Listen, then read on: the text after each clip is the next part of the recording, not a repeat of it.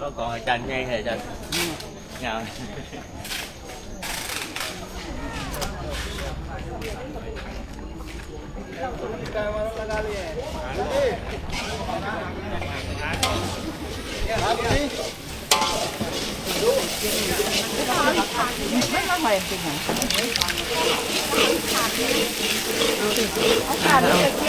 โอ้โหตายเลยตกใจลุ้นยิ้มแยกเกี่ยว พระอาจารย์พระอาจารย์กินไข่ฉันไข่นะเจ้าคะ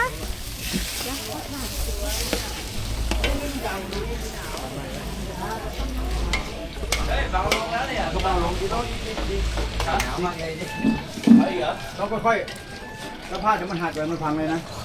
ไม่ต้องใช้แรงนะถ้าค่อยๆไม่ต้องใช้แรงแต่ค่อย